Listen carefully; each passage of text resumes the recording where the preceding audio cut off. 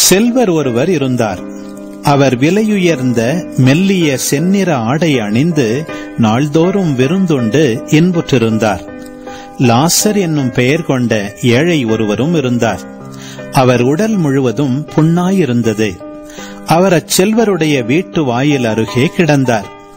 அவர் செல்வருடைய மேசையிலிருந்து விழும் துண்டுகளால் தம் பசியாற்ற விரும்பினார். நாய்கள் வந்து அவர் புண்களை நக்கும். அந்த ஏழை இறந்தார். வானதூதர்கள் அவரை ஆபிரகாமின் மடியில் கொண்டு போய் சேர்த்தார்கள். செல்வரும் இறந்தார். அவர் அடக்கம் செய்யப்பட்டார். அவர் பாதாளத்தில் வதைக்கப்பட்ட போது அண்ணாந்து பார்த்து தொலையில் ஆபிரகாமையும் அவரது மடியில் லாசரையும் கண்டார். அவர், தந்தை ஆபிரகாமே, எனக்கு இரங்கும். லாசர் தமது விரல் நுனியை தண்ணீரில் நனைத்து எனது நாவை குளிரச் செய்ய அவரை அனுப்பும். ஏனெனில் இந்த தீப்பிழம்பில் நான் மிகுந்த வேதனைப்படுகிறேன் என்று உரக்க கூறினார். அதற்கு ஆபிரகாம், மகனே, நீ உன் வாழ்நாளில் நலன்களையே பெற்றாய். அதே வேளையில் லாசர் இன்னல்களையே அடைந்தார். அதை நினைத்துக்கொள்.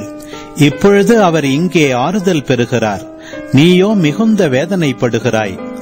அன்றியும் எங்களுக்கும் உங்களுக்கும் இடையே பெரும் பிளவு ஒன்று உள்ளது. ஆகையால் எங்கிருந்து ஒருவர் உங்களிடம் வர விரும்பினாலும் கடந்து வர இயலாது. அங்கிருந்து நீங்கள் எங்களிடம் கடந்து வரவும் இயலாது என்றார். அவர், அப்படியானால் தந்தையே, அவரை என் தந்தை வீட்டுக்கு அனுப்புமாறு உம்மிடம் வேண்டுகிறேன். எனக்கு 5 சகோதரர்கள் உண்டு. அவர்களும் வேதனை மிகுந்த இந்த இடத்திற்கு வராதவாறு அவர் அவர்களை எச்சரிக்கலாமே என்றார். அதற்கு ஆபிரகாம், மோசேயும் இறைவாக்கினர்களும் அவர்களுக்கு உண்டு, அவர்களுக்கு செவிசாய்க்கட்டும் என்றார்.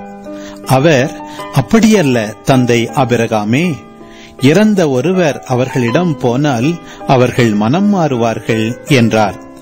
ஆபிரகாம், அவர்கள் மோசேக்கும் இறைவாக்கினருக்கும் செவிசாய்க்காவிட்டால் இறந்த ஒருவர் உயிர்த்தெழுந்து அவர்களிடம் போனாலும் நம்ப மாட்டார்கள் என்றார்.